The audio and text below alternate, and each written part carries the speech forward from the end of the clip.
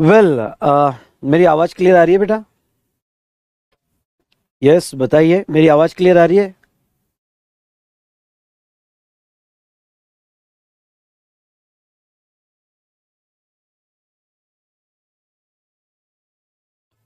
Good morning, good morning, good morning, good morning, good morning. ठीक है।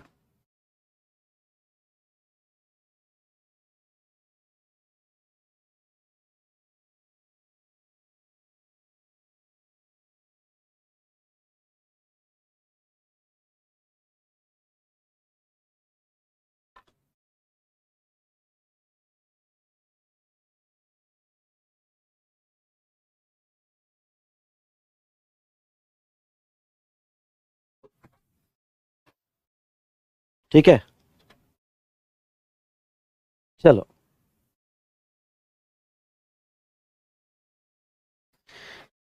सो कल हमने यहाँ पे सेशन में जो देखा था कॉन्सेप्ट ऑफ सप्लाई, कुछ बेसिक डिस्कशन हमने यहाँ पे देखा था।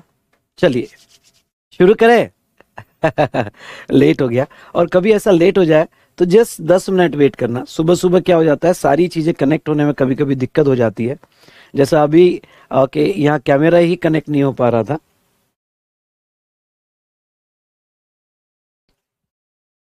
चलो, तो यहाँ पे स्टार्ट करते हैं हमारा रिवीजन। कल हमने ये जो है charge of GST and concept of supply, ये हमने देखा था। चलिए अब यहाँ ये डिस्कशन पे आते हैं, सप्लाई पे। Are you ready? चलो स्टार्ट करें नाउ। आज के सेशन में हम जो डिस्कस करने वाले हैं वो है सप्लाई।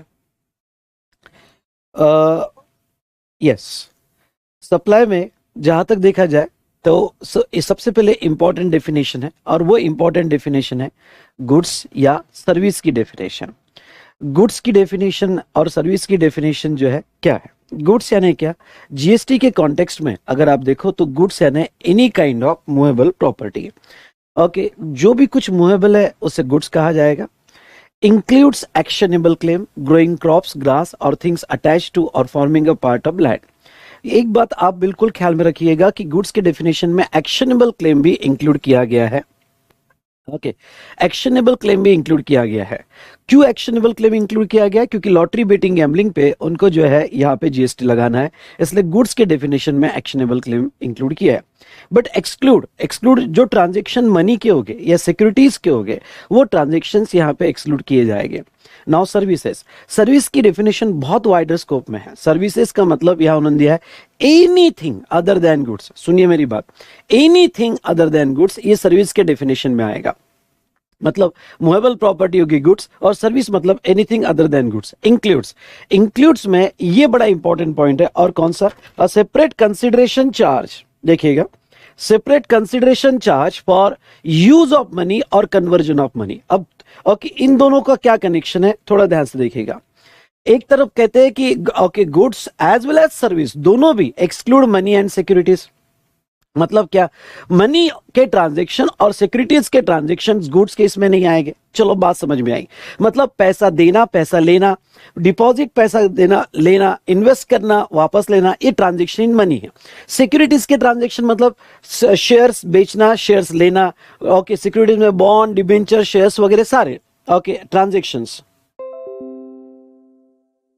ओके, सारे ट्रांजैक्शन जो है सिक्योरिटीज के, जिसमें बॉन्ड हुआ, डिवेंचर्स हुआ, ओके, यहाँ future contract, call option, put option, सारे ओके डेरिवेटिव्स कॉन्ट्रैक्ट जिसको हम कहते हैं, वो एक्सक्लूड होगा। फिर वापस से मनी वर्ड क्यों आया? क्यों? क्योंकि वो कहते हैं separate consideration for use of money. आपने पैसा दिया, वो सर्विस नहीं है, लेकिन उसके लिए पैसा देने के लिए आपने इंटरेस्ट चार्ज किया, इंटरेस्ट ये सर्विस है। ओके, इंटरेस्ट ये सर्विस है, और कन्वर्जन ऑफ मनी का आपने कमीशन चार्ज किया, सेपरेट कंसिडरेशन यानी कमीशन चार्ज किया, तो वो भी सर्विस है। As well as okay expression service includes okay facilitating और arranging the transaction in securities. Securities transaction GST में नहीं आएगा, लेकिन उसको फैसिलिटेट करने के लिए या अरेंज करने के लिए brokerage charges, portfolio management etcetera, okay, तो म्यूचुअल फंड फीस वगैरह, तो ये जो ओके तुम्हारे सिक्योरिटीज ट्रांजैक्शन को अरेंज करने के लिए, फैसिलिटेट करने के लिए जो सेपरेट कंसिडरेशन चार्ज किया, वो जीएसटी के स्कोप में आएगा। एक बहुत इंपॉर्टेंट बात आपको मैं समझाना चाहूंगा, क्या ओके क्या है, जीएसटी पढ़ते वक्त आपके सामने दो इंटरेस्ट आएंगे। ओके, इंटरेस्ट दो टाइप के आएंगे। ओके, पहला आएगा इंटरेस्ट, ध्यान सुनना, पहला आएगा इंटरेस्ट ऑन लोन, एडवांसेस और डिपॉजिट। यानी आपने किसी को पैसा यूज करने दिया, लोन, एडवांसेस दिए, कई डिपॉजिट्स रखे, तो उसका इंटरेस्ट नो डाउट ओके है तो सर्विस, यानी सर्विस है, सर्विस के डेफिनेशन में आता है। लेकिन फिलहाल ओके फिलहाल सब ध्यान रखें, अगर एग्जम्पशन चैप्टर जब हम पढ़ेंगे तो फिलहाल वो एग्जम्पशन में, फिलहाल बेटा वो एग्जम्पशन में। ओके, यहाँ पे इंटरेस्ट ऑन लोन, एडवांसेस और डिपॉजिट ये है तो सर्विस, पर फिलहाल एग्जम्पशन में है। उसके बाद में सेकंड इंटरेस्ट आएगा। Okay, second type of interest आएगा, interest for delay payment of consideration, delay payment of consideration. Sir ये कौन सा इंटरेस्ट है? ओके, ये इंटरेस्ट ऑन रिसीवेबल है। ओके, जब आप यहाँ पे ध्यान से सुनिएगा, जब आप सेल करते हो, सप्लाई करते हो गुड्स और सर्विसेज का, तो गुड्स और सर्विसेज का जो आप सप्लाई करते हो तो कस्टमर लेट पैसा देता है। अगर कस्टमर डिले कर रहा है पेमेंट में, ओके, तो वो केस में इंटरेस्ट लगाया जाता है। तो ये इंटरेस्ट यस इंक्लूडेबल इन वैल्यू। अगर सेक्शन 15(2) यहां पे डी देखोगे तो it is included in value, और इसके ऊपर जिसका ओके जीएसटी आएगा, इंक्लूडेड इन वैल्यू और इसके ऊपर जीएसटी आएगा। आई होप आपको समझा होगा। तो ये ख्याल रखना, इंटरेस्ट लोन का होगा तो है तो सर्विस बट एग्जाम, पर डिले पेमेंट ऑफ कंसिडरेशन का होगा तो फिर उसके ऊपर जीएसटी आएगा और वो वैल्यू में ऐड होगा। ओके, जैसे डेल क्रेडिटरी एजेंट इंटरेस्ट कब लोन का बोला जाएगा और कब डिले पेमेंट का बोला जाएगा, हम इसके ऊपर आगे बात करेंगे। आई होप आपको ये पॉइंट समझा होगा। तो ये था definition of service. Okay, now अब आते हैं सेक्शन 7 ओके सप्लाई, सॉरी, अब आते हैं सेक्शन 7 क्या है बेटा? सप्लाई। अब आपको बता दूं, चलो मेरे साथ सेक्शन लर्न करो, चलो मेरे साथ come on. Section 7 okay supply, section 8 composite और mix supply, section 9 okay charging section, step by step सारे सेक्शन लर्न करेंगे। ओके, तो सेक्शन 9 चार्जिंग सेक्शन। अब सप्लाई दो पार्ट में डिवाइड होता है, what supply includes and what supply exclude. Okay, supply में क्या इंक्लूड होगा? तो सप्लाई में सेक्शन 7(1) कहता है कि क्या सप्लाई इंक्लूड होता है, और 7(2) कहता है कि सप्लाई से क्या एक्सक्लूड किया जाएगा। डन। तो अब देखिए what supply includes. Okay, what supply includes यहां पे हम डिस्कस करेंगे। पहला, सप्लाई ऑफ गुड्स और services with consideration. Okay, supply of goods और सर्विसेज विथ कंसिडरेशन। अब यहां पे बेटा 7(1)(a) क्या कहता है? देखिए, all form of supply of goods और सर्विसेज,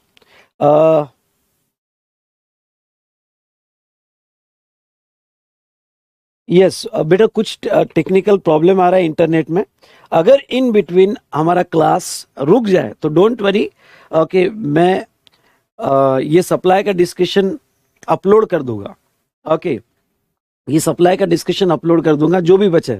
अगर कोई रीजन के वजह से यहाँ पे क्लास रुक जाए तो मैं अपलोड कर दूंगा, ठीक है? अगर क्लास कंटिन्यू हुआ तो कोई दिक्कत नहीं। सेक्शन 7(1)(a) कहता है all form of supply of goods और सर्विसेज और बोथ। अब देखो, आपने ऐसे पैराग्राफ फॉर्म में पढ़ा होगा, मैंने उसको चार्ट फॉर्म में ले लिया। 7(1) सब क्लॉज ए कहता है ऑल फॉर्म, किसी भी फॉर्म में अगर आप गुड्स और सर्विसेज का सप्लाई करते हो, such as sale, transfer, barter, exchange, disposal, licence, rental और lease. Okay, such as sale, transfer, barter, exchange, disposal, licence, rental और लीज। ठीक है, तो अब यहां पे ये जो जस्ट एग्जांपल है, एक लाइन में कहो क्या, अगर आपने गुड्स और सर्विस दिया और किसी भी फॉर्म का कॉन्ट्रैक्ट किया तो जीएसटी आएगा सब्जेक्ट टू दिस 4 कंडीशंस। अगर ये चारों कंडीशंस आप फुलफिल कर देते हो, सुनो, अगर ये चारों कंडीशंस आप फुलफिल कर देते हो तो किसी भी फॉर्म में अगर आपने सप्लाई किया होगा तो आपके ऊपर जीएसटी आएगा। पहला, ओके, एग्जाम्पल दिए, सेल किया होगा, transfer, barter, exchange, lease, rental, disposal. दूसरा, made or agreed to be made. मेरी ये बात सुनना, made or agreed to be made, इसका मतलब क्या होता है? Okay, made or agreed to be made का मतलब, यहां पे ध्यान से सुनिएगा, मतलब ये हुआ कि अगर आप सप्लाई करते हो या अग्री करते हो, अग्री में आ जाता है, अग्री टू बी मेड में आ जाता है आपका एडवांस। अगर आपको एडवांस मिलता है तो वो भी सप्लाई माना जाएगा और उस पर भी जीएसटी आएगा। लेकिन इसके साथ मैं आगे का कॉन्सेप्ट आपको बता देता हूं। ओके, आगे का, ओके, तो अब आगे का आपको ये बताता हूं कि agreed to be made, advance पे अगर आपको एडवांस मिलता है तो उसी मंथ में आपको जीएसटी देना पड़ेगा। लेकिन इसमें टाइम ऑफ सप्लाई एक नोटिफिकेशन नंबर है, अगर आपको याद होगा तो नोटिफिकेशन नंबर 66/2017। कम ऑन, कौन सा नोटिफिकेशन है? 66/2017। ये नोटिफिकेशन कहता है 66/2017 कि अगर यहां पे सप्लाई ऑफ गुड्स होगा तो एडवांस पे अभी जीएसटी नहीं आएगा, रिसिप्ट बेसिस पे जीएसटी नहीं आएगा, उसका time of supply invoice basis पे ही रहेगा। इसलिए गुड्स के केस में फिलहाल, ओके, फिलहाल यहां पे एडवांस पे जीएसटी नहीं है। लेकिन सर्विस होगी दोस्तों, तो सर्विस के केस में अगर आपको एडवांस मिलता है तो जीएसटी आएगा। ठीक है, तो अग्रीड टू बी मेड में यहां पे गुड्स के केस में नोटिफिकेशन 66/2017 लगता है और सर्विस के केस में आपको एडवांस मिलेगा तो जीएसटी आएगा। तो such as made or agreed to be made for consideration.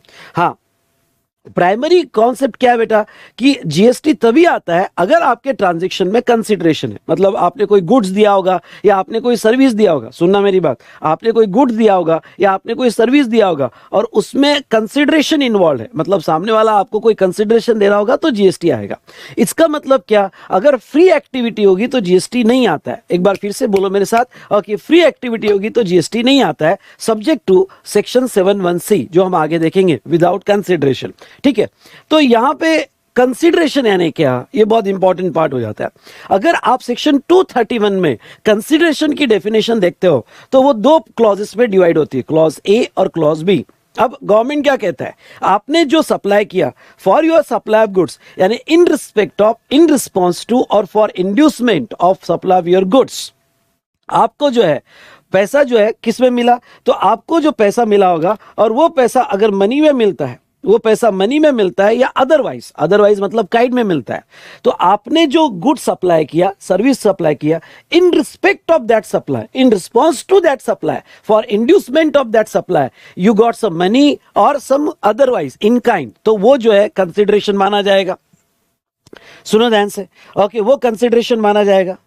ठीक है, या फिर नेक्स्ट हम देखेंगे, गवर्नमेंट ने और अपना स्कोप बढ़ाया कि भाई कभी कभी क्या होता है, मनी या अदरवाइज नहीं मिलता है, आपको कुछ एक्ट या फॉरबिडेंस करके मिलते हैं। Okay, the monetary value of any act और फॉरबिडेंस, सुनिए ध्यान से, monetary value of any act और फॉरबिडेंस, तो ऐसे सिचुएशन में यहां जो है वो एक्ट और फॉरबिडेंस, उसकी जो मोनेटरी वैल्यू है, ओके, वो मोनेटरी वैल्यू यहां पे इंक्लूड की जाएगी, मोनेटरी वैल्यू इंक्लूड की जाएगी।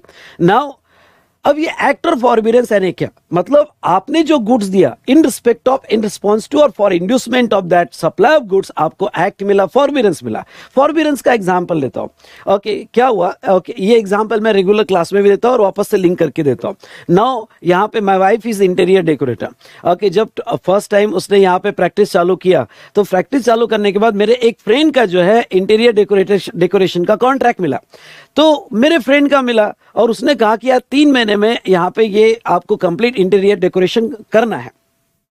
अब इंपॉर्टेंट बात क्या हो जाती है कि 3 महीने बहुत कम टाइम था, लेकिन चलो ओके, दिन रात वर्क चालू किया और वो यहाँ पे कंप्लीशन पे लाया, लेकिन तभी नेबर ने जो है वहाँ ऑब्जेक्शन ले लिया। तो मैं और मेरी वाइफ वो नेबर के पास गए, मैंने उसको कहा कि देख भाई, तू तेरा जो ऑब्जेक्शन है, तूने सोसाइटी में ऑब्जेक्शन लिया है, वो ऑब्जेक्शन विड्रॉ कर ले। अगर तू ऑब्जेक्शन विड्रॉ कर लेता है ओके, तो हम तेरे लिए कुछ करेंगे। मतलब क्या, ओके, तेरा भी साथ साथ में free of cost interior decoration करके देंगे, डिजाइन करके देंगे। ओके, सिर्फ तू ऑब्जेक्शन निकाल ले। अब देखो ये दिखने में फ्री दिखता है लेकिन ऐसा नहीं है। ओके, जो सर्विस दी जा रही है इन रिस्पेक्ट ऑफ दैट सर्विस, वो फॉरबिडेंस, वो स्टे निकाल रहा है, वो विड्रॉ कर रहा है कि ठीक है ओके मैंने जो स्टे लिया है, मैंने जो काम रोका हुआ है, मैं विड्रॉ कर लेता हूं, आप मुझे कुछ फ्री करके दो। ऐसा बिल्डर बहुत सी बार करता है। जैसे कोई बिल्डिंग का कंस्ट्रक्शन चालू है, तो बिल्डिंग का कंस्ट्रक्शन चालू है ओके स्लम एरिया में, तो वो स्लम एरिया वाला ओके क्या कहता है कि तुम राइट छोड़ो ये जगह के, मैं दूसरी जगह कंस्ट्रक्ट करके देता हूं। तो दूसरी जगह कंस्ट्रक्ट करके दिया, वो फ्री नहीं है। ओके, उसके अगेंस्ट में उसको कंसीडरेशन मिला है। क्या कंसीडरेशन मिला है कि राइट छोड़े, राइट छोड़े। तो अगर आप कोई गुड्स दे रहे हो, सर्विस दे रहे हो, उसमें यह पता चलता है कि सामने वाले ने आपके गुड्स और सर्विस के अगेंस्ट में ओके कुछ एक्ट करके दिया है, कोई फॉरविडेंस करके दिया है, तो वो भी कंसीडरेशन माना जाएगा और उसकी मॉनेटरी वैल्यू जो है, उसकी मॉनेटरी वैल्यू ली जाएगी। आई होप आपको समझा होगा तो फटाफट जितने भी स्टूडेंट कनेक्टेड है 1 टाइप करो। ओके, नाउ अब 2 इंपॉर्टेंट बातें जो आपको यहाँ पे एक्सक्लूड करनी है कंसीडरेशन से, आपको क्या करनी है, एक्सक्लूड करनी है। कौन सी 2 इंपॉर्टेंट बातें आपको एक्सक्लूड करनी है? पहला, any subsidy given by central और स्टेट गवर्नमेंट, ख्याल रहे गवर्नमेंट की सब्सिडी होनी चाहिए।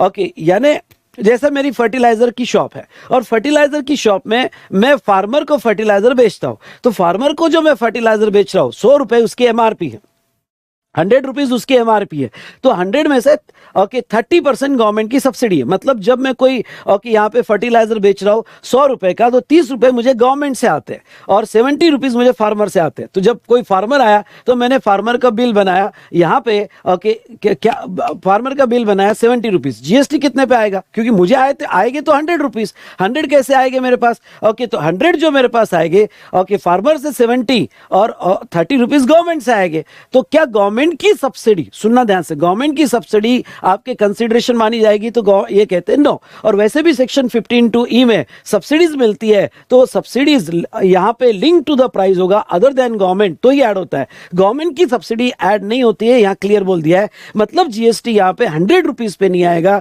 जीएसटी यहां पे गवर्नमेंट की सब्सिडी 30 रुपीज को डिडक्ट करके जो 70 रुपीज बचा है 70 रुपीज पे ही जीएसटी आएगा। इसलिए प्रॉब्लम सॉल्व करते वक्त जब भी आपके सामने subsidy given by the government, तो वो उसके ऊपर जीएसटी नहीं लगाना है, वो प्राइस से एक्सक्लूड कर देना है। ओके, आई क्या बात समझ में? यस। उसके बाद में नेक्स्ट डिपॉजिट्स, डिपॉजिट पर भी जीएसटी नहीं आता है। जैसे मैं अपना फ्लैट रेंट पे दे रहा हूं, अगर मैं अपना फ्लैट रेंट पे दे रहा हूं तो मैंने कहा कि भाई 3 लाख रुपए डिपॉजिट लगेंगे और मंथली रेंट लगेगा। Deposit not against service. Okay, जब भी आपको कोई डिपॉजिट मिलते हैं तो नॉट अगेंस्ट सप्लाई, आप गुड्स का सप्लाई करो, सर्विस का सप्लाई करो, सिक्योरिटी डिपॉजिट, ये सप्लाई का कंसिडरेशन नहीं है, उसे कंसिडरेशन नहीं माना जाएगा। हाँ, उसका जो रेंट मिलेगा, rent is a consideration but deposit is not a consideration. तो अगर किसी को डिपॉजिट्स मिलते हैं तो वो डिपॉजिट्स पर जीएसटी नहीं आता है। लेकिन अब मैंने फ्लैट रेंट पे दे दिया और बंदे ने 2 महीने का मेरे को रेंट ही नहीं दिया, तो मैंने डिपॉजिट से काट लिया। हाँ, जब मैं डिपॉजिट अगेंस्ट कंसिडरेशन एडजस्ट करूंगा, ओके, जब मिलता है तब नहीं, जब उसने मुझे भाड़ा नहीं दिया, रेंट नहीं दिया, तो मैंने अगेंस्ट कंसिडरेशन उसको एडजस्ट कर लिया। तो जब मैं डिपॉजिट अगेंस्ट कंसिडरेशन एडजस्ट कर लूंगा बेटा, ओके, तो वो सिचुएशन में उस वक्त यहां पे डिपॉजिट अब ओके सिक्योरिटी डिपॉजिट नहीं माना जाएगा, अब वो कंसिडरेशन माना जाएगा, क्योंकि आपने रेंट के अगेंस्ट में एडजस्ट कर लिया, तो वो केस में उसके ऊपर जीएसटी आएगा। ठीक है, जीएसटी आएगा। तो जहां तक देखा जाए सब 2 चीजें आपको वैल्यू में ऐड नहीं करना है, सब्सिडी एंड डिपॉजिट। तो ये आपने देखा ओके, आपका सप्लाई फॉर कंसीडरेशन होना चाहिए। अब last, in the course or furtherance of business होना चाहिए। मतलब क्या, बिजनेस यानी क्या? बिजनेस की डेफिनेशन हमने ऊपर देखी। ओके, बिजनेस की 9 एक्टिविटीज है। Okay, trade, commerce, manufacture, profession, vocation, adventure, whether profit motive or not, yes, कोई भी similar activity, incidental or ancillary activity जो बिजनेस आपकी मेन नहीं होगी पर कनेक्टेड एक्टिविटी होगी, इंसिडेंटल होगी, ओके, वो भी in the course of business माना जाएगा। या in the nature of clause A, वो भी in the course of business माना जाएगा। या फिर बिफोर कमेंसमेंट और क्लोजर आपने कोई सप्लाई किया, इन the nature of business. Club अपने मेंबर को सर्विस देता है ओके फॉर सब्सक्रिप्शन, तो वो भी in the course of business माना जाएगा। तो इन सिंपल वर्ड मेरा आपको क्या कहना है? मेरा आपको बस इतना कहना है कि यहां पे ओके जो यहां बिजनेस एक्टिविटी है, okay, in the course of business आपकी एक्टिविटी होगी तो ही जीएसटी आएगा। अगर आपकी पर्सनल एक्टिविटी होगी, जैसे आपने अपनी पुरानी कार बेची, जिसको बेचा होगा उसका बिजनेस होगा, उससे कंसर्न नहीं। हमें बिजनेस सप्लायर के एंगल से देखना है, जो सप्लाई कर रहा है। ओके, आपने अपनी पर्सनल कार, बिजनेस कार नहीं, पर्सनल कार अगर बेचते तो इसके ऊपर जीएसटी नहीं आता है, क्योंकि ये in the course of business नहीं है। ओके, और ये आपकी बिजनेस कार नहीं थी। अगर किसी ने अपनी पर्सनल ज्वेलरी बेची, ओके, तो not in the course of business, ये in the course of business नहीं माना जाएगा, जीएसटी नहीं आएगा। आपने अपना मोबाइल बेचा, आपने अपना कोई पर्सनल ओके सामान बेचा, even though it is a sale but not in the course of business, उसके ऊपर जीएसटी नहीं आएगा। बहुत सी बार गुरुद्वारा में या टेंपल में प्रसाद वगैरह मिलता है, उसके लिए कुछ चार्जेस भी लगाते हैं, जैसे तिरुपति बालाजी का प्रसाद मिलता है, कुछ चार्जेस आपको लगाए जाते हैं। ओके, तो अगर कोई प्रसादम वगैरह होगा तो also this activity not in the course of business, even though कुछ उसके चार्जेस लगाए जा रहे होंगे। तो ऐसे सिचुएशन में अगर ये चार कंडीशंस फुलफिल होती है क्यूमुलेटिवली तो ही सप्लाई बोला जाएगा और तो ही जीएसटी आएगा। ओके, मतलब क्या कि कोई भी फॉर्म का, सुनना, कोई भी फॉर्म में कॉन्ट्रैक्ट हो, अगर कंसिडरेशन होगा और in the course of business होगा, सुनना, अगर कंसिडरेशन होगा और in the course of business होगा तो उसके ऊपर जीएसटी आएगा। बात आई क्या समझ में आपके? ओके, बात आई क्या समझ में आपके?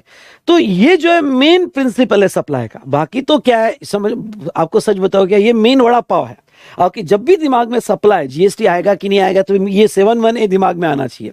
बाकी तो 71AA 71B ये जो है ये तो ओके, यहाँ वड़ा पाव के साथ चटनी और मिर्ची है। ओके, मतलब बाकी इतने वो साथ वाली एक्टिविटी है।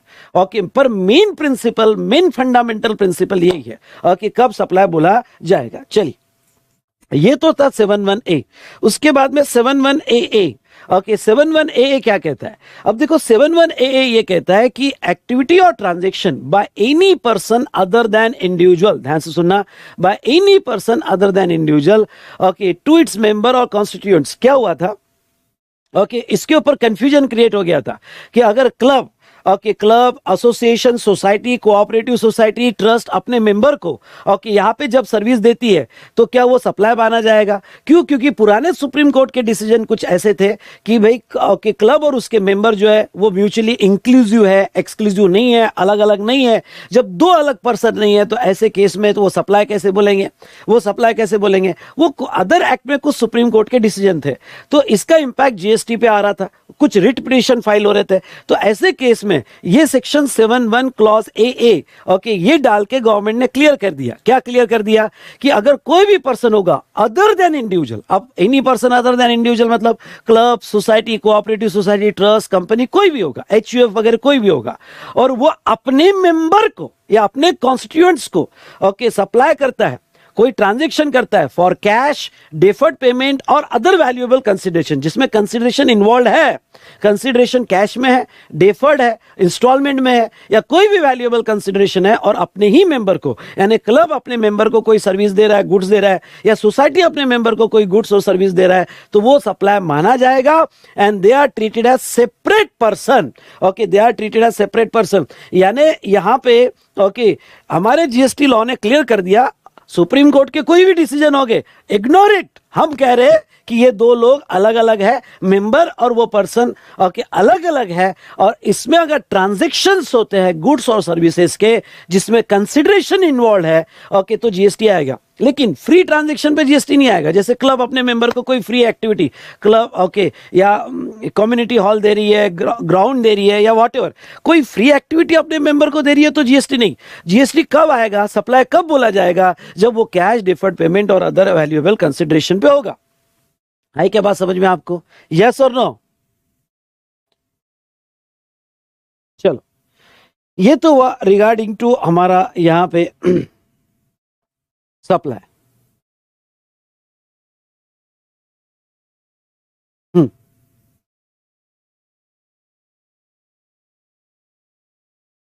इंपोर्ट ऑफ ये तो 71A, 71B आते, इंपोर्ट ऑफ सर्विस पे आते। चलो फटाफट यहाँ पे आ जाओ। 71B import of services. अगर आपने सर्विस इंपोर्ट की फॉर कंसिडरेशन, ध्यान से देखना, आपने सर्विस इंपोर्ट किया और वो सर्विस इंपोर्ट किया for consideration, whether or not in the course or furtherance of business. Okay, service is imported. अब देखो क्या होता है कि सर्विस बाहर से इंडिया में ली गई, अगर बाहर से इंडिया में ली गई तो ये केस में क्या आता है बेटा? ये केस में रिवर्स चार्ज आता है। ये केस में रिवर्स चार्ज। ओके चलो फटाफट समझाओगा तो यहां तक अगर अच्छे समझाओगा तो यस, आपको क्या करना है, आपको क्या करना है फटाफट, ठीक है। Import of service, import of service for consideration whether or not in the course or furtherance of business. अब गवर्नमेंट देखो क्या कहती है, गवर्नमेंट ये कहती है कि बाहर से अगर फिरंगियों से अगर आप सर्विस ले रहे हो, इंडिया में सर्विस ले रहे हो, तो वो अगर कंसिडरेशन पे होगी, मतलब जिसका कंसिडरेशन दे रहे होगे, तो जीएसटी आएगा। और आगे मैं यहां पे कहूंगा कि ये जीएसटी रिवर्स चार्ज में आएगा, ये जीएसटी रिवर्स चार्ज में आएगा। Weather or not in the course or furtherance of business, जिसने सर्विस लिया है, हो सकता है वो in the course of business लिया हो, वो not in the course of business लिया हो। ओके यानी एक्सेप्शन है 71A जो है ये सप्लायर के एंगल से। ओके नॉर्मली जब ट्रांजेक्शन्स इंडिया में होंगे, तो इंडिया में ट्रांजेक्शन जब होंगे तो ओके वो अगर supply in the course of business हुआ होगा तो जीएसटी आएगा। लेकिन अगर आपने सर्विस बाहर से ली होगी, इंपोर्ट की होगी सर्विस, और वो सर्विस जो आपने इंपोर्ट किया होगा, जीएसटी कब आएगा इंपोर्ट सर्विस पे, अगर कंसिडरेशन होगा और वो आपने पर्सनल पर्पस के लिए लिया होगा तो भी सप्लाई है।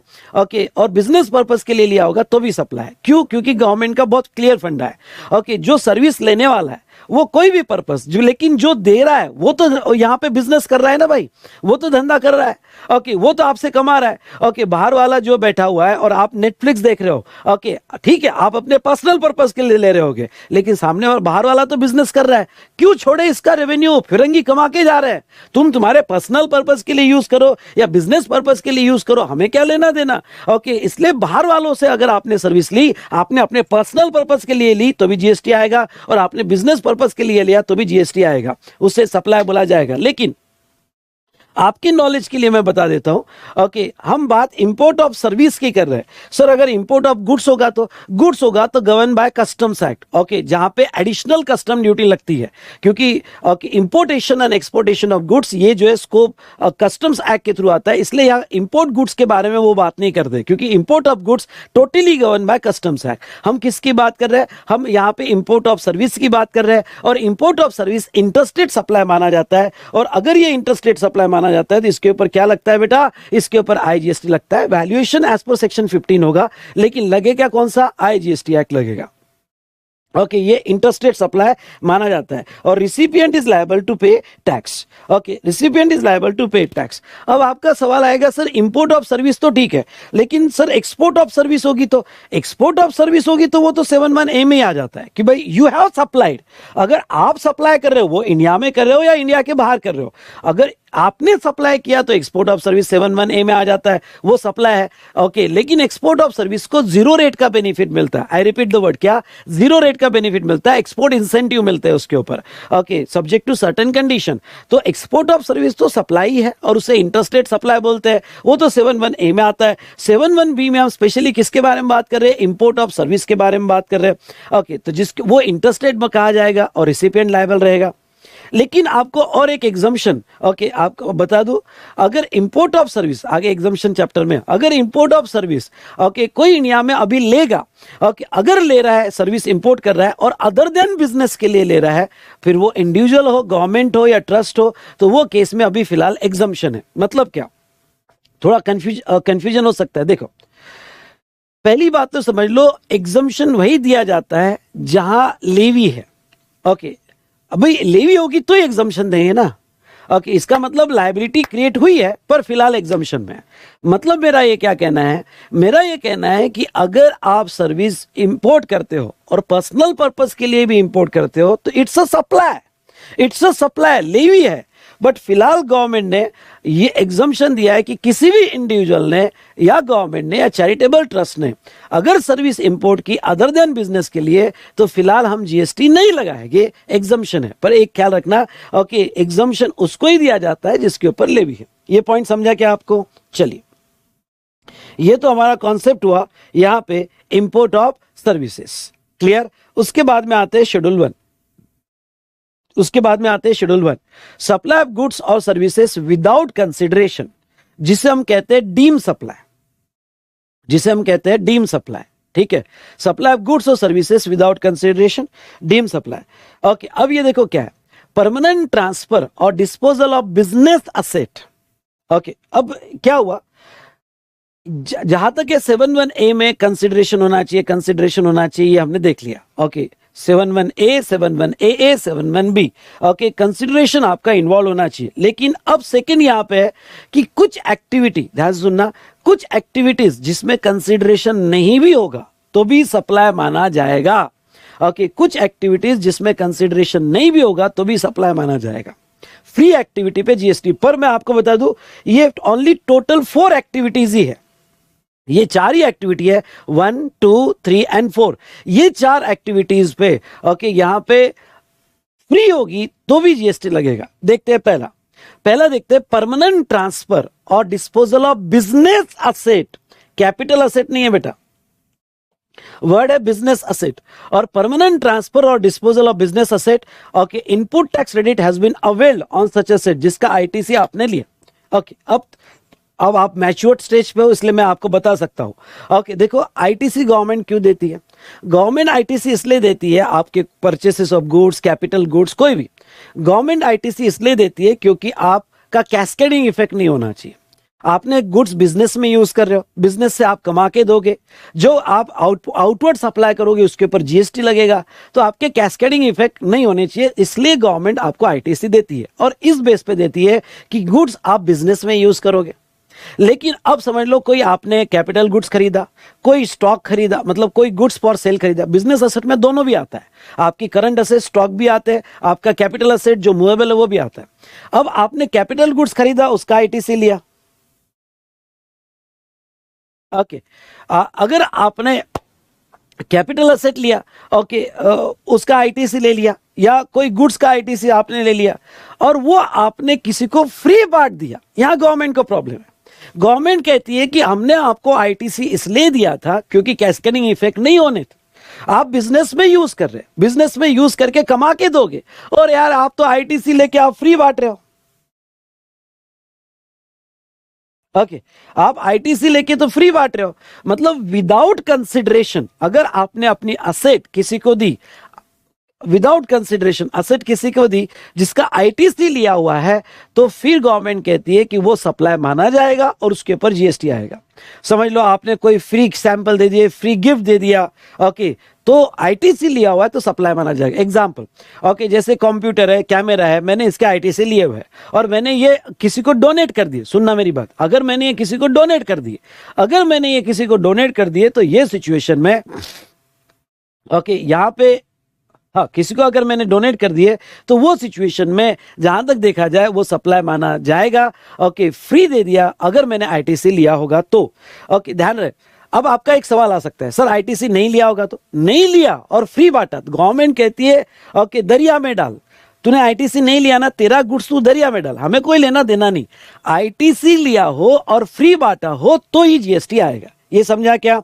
समझा होगा तो यस, क्या करना है आपको क्या करना है आपको? चलो दूसरा, यहां पे आईटीसी नहीं लिया होगा तो सप्लाई नहीं, आईटीसी लिया होगा और फ्री दिया होगा तो सप्लाई।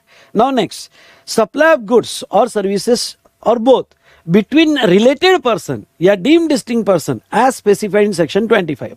तो यहां दो क्लॉजेस है, पहला क्लॉज है रिलेटेड पर्सन और दूसरा क्लॉज है deemed distinct person. Okay deemed distinct person, अब थोड़ा डीम्ड डिस्टिंक्ट पर्सन तो मैंने बता दिया आपको। ओके डीम्ड डिस्टिंक्ट पर्सन मतलब क्या? डीम्ड डिस्टिंक्ट पर्सन मतलब यहां पे अंडर सेम पैन। ओके देखो थोड़ा इसको समझ लो, रिलेटेड पर्सन और डीम्ड डिस्टिंक्ट पर्सन, रिलेटेड और डीडीपी डीम्ड डिस्टिंक्ट पर्सन, ठीक है। रिलेटेड पर्सन मतलब कौन? ओके रिलेटेड पर्सन मतलब यहां पे ध्यान से देखिएगा, रिलेटेड पर्सन यानी दो अलग अलग एंटिटी, ओके जैसे दो अलग अलग एंटिटी पर कहीं तो भी रिलेटेड है, दोनों के सेपरेट पैन है, दो अलग एंटिटी है, हो सकता है एक कंपनी है, एक पार्टनरशिप फर्म है, हो सकता है दो सेपरेट कंपनी है पर अंडर, और दोनों के सेपरेट पैन है पर कहीं तो भी ये रिलेटेड है। और डीडीपी मतलब एक ही पैन पर दो अलग अलग branches, branch B1 branch B2 और ओके सेपरेटली रजिस्टर्ड, तो ये कहा जाता है डीडीपी, पर पैन एक ही है। ओके तो ऐसे केस में यहां पे चलिए ये क्या कहते हैं, देखो अगर आपने कोई भी सप्लाई किया और सर्विस दिए और नो डाउट विदाउट कंसिडरेशन, मतलब ये ओके दिमाग में रखना, फ्री दिया और रिलेटेड को फ्री दिया, गुड्स या सर्विस या डिस्टिंक्ट पर्सन को स्टॉक ट्रांसफर किया, ओके यहां हम स्टॉक ट्रांसफर कहते हैं, ओके स्टॉक ट्रांसफर को किया, तो ऐसे केस में वो सप्लाई बोला जाएगा। अब आपका सवाल होगा sir what do you mean bye related person? Related person मतलब ओके दो अलग एंटिटी जिसमें ऑफिसर्स या डायरेक्टर्स कॉमन है, या वो दो legally recognise as a partner है। मतलब क्या, दो एंटिटी है। दो एंटिटी कौन सी यहाँ पे, ध्यान सुनिएगा, दो एंटिटी यहाँ पे जैसे ओके XYZ है, PQR है, और वो दोनों मिलके पार्टनरशिप में बिजनेस चला रही है, तो XYZ PQR जो है वो रिलेटेड पार्टी माने जाएंगे। ओके रिलेटेड यानी दोनों मिलके अगर पार्टनर्स में कोई कंपनी चला रहे तो ये दो जो है रिलेटेड माने जाएंगे। ये वाला पार्ट आपके लिए बहुत इंपॉर्टेंट है। Okay such person are employer and employee, इसके ऊपर क्वेश्चन पूछा जा सकता है। ओके जीएसटी ने एम्प्लॉयर और एम्प्लॉय को रिलेटेड बोला है। उसके बाद में any person directly indirectly own और कंट्रोल होल्ड 25% और more outstanding voting stock in both of them and a supplier and recipient. मतलब किसी तीसरे ने, समझ लो ओके दो एकेडमी है, वी स्मार्ट एकेडमी और कोई दूसरी एकेडमी है, और वी स्मार्ट एकेडमी और कोई दूसरी एकेडमी जो है इसमें किसी तीसरे ने, ओके तीसरे ने मतलब बायजू ले लो, बायजू ने दोनों एकेडमी में 25% से ज्यादा स्टेक होल्ड करके रखा हुआ है। अगर 25% से ज्यादा स्टेक होल्ड करके रखा है दोनों में, तो हम दो रिलेटेड माने जाएंगे। और अगर ये दोनों एकेडमी एक में कोई फ्री सप्लाई करती है तो उसके ऊपर जीएसटी आएगा। ओके रिलायंस इंडस्ट्री ने ओके उसके जो एसोसिएटेड कंपनीज है उसमें 25% से ज्यादा स्टेक होल्ड करके रखा हुआ है, तो रिलायंस कंपनी के अंडर जो कंपनीज है ओके उनमें कोई ट्रांजैक्शन होगा तो रिलेटेड पार्टी ट्रांजैक्शन माने जाएंगे। ओके और फ्री होगा तो सप्लाई बोला जाएगा। वन ऑफ देम डायरेक्टली और इनडायरेक्टली कंट्रोल्स द अदर, मतलब holding and subsidiary, okay one controls the another, तो ये रिलेटेड माने जाएंगे। बोथ ऑफ देम डायरेक्टली और indirectly control by third person, कोई तीसरा person, okay both of them, both मतलब सप्लायर एंड रिसिपिएंट, ओके दोनों को कोई तीसरा पर्सन होल्ड कर रहा है। हो सकता है कि कोई फंडिंग मिला हो, फंडिंग मुझे भी मिला है और उसी बंदे ने फंडिंग उसको भी दिया हो, ओके तो वो फंडिंग की वजह से वो दोनों को कंट्रोल कर रहा हो, तो अगर कोई तीसरा पर्सन हम दोनों को कंट्रोल कर रहा है तो हम रिलेटेड माने जाएंगे। और अगर हो सकता है ना, अभी पुणे में इतनी एकेडमीज है, वी स्मार्ट को फंडिंग मिला हो, किसी और को फंडिंग मिला हो, ओके किसी और को फंडिंग मिला हो, और एक ही बंदे से फंडिंग मिला हो एजुकेशन सेक्टर से, और वो दोनों को कंट्रोल कर रहा है तो हम दोनों रिलेटेड माने जाएंगे। अगर कोई एक्टिविटी फ्री एक्टिविटी हमारे बीच में होती है तो सप्लाई माना जाएगा।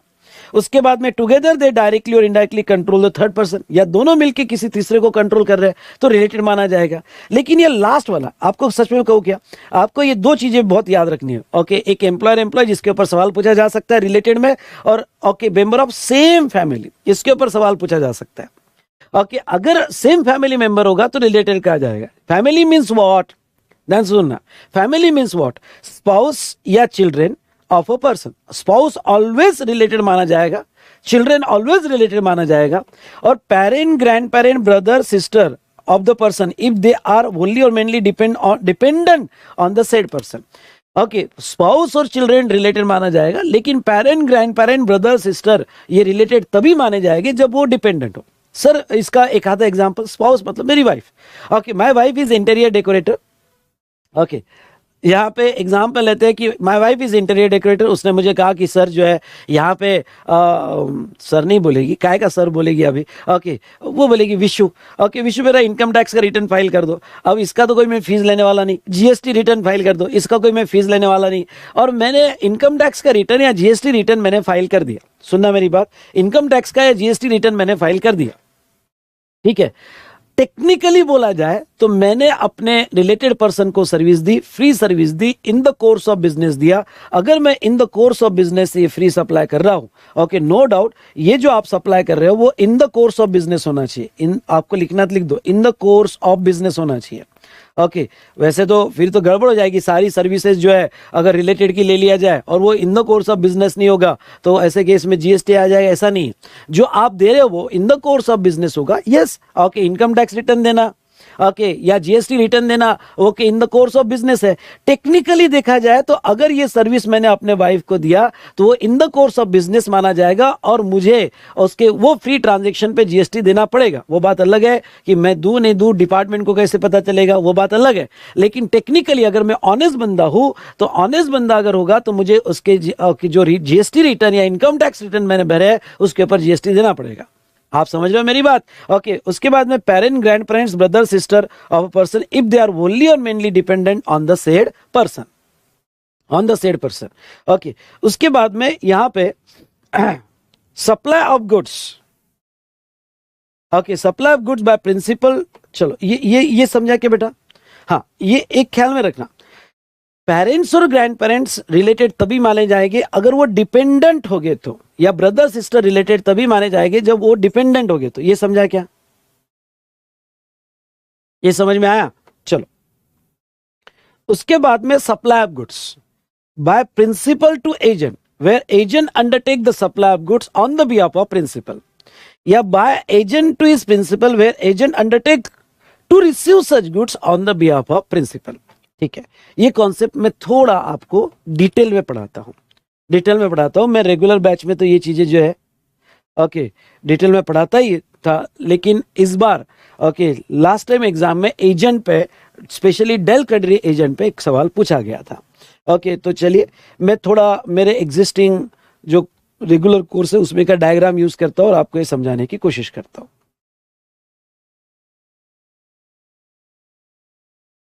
2 मिनट है यहाँ पे।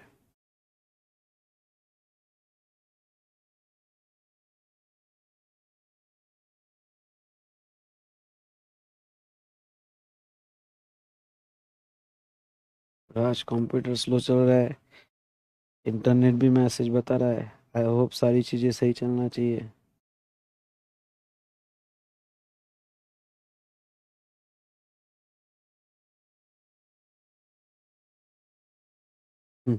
चल आगे डायग्राम। ये कंसेप्ट थोड़ा अच्छे से समझ लो, ये कॉन्सेप्ट अच्छे से समझ लो। देखो यहां पे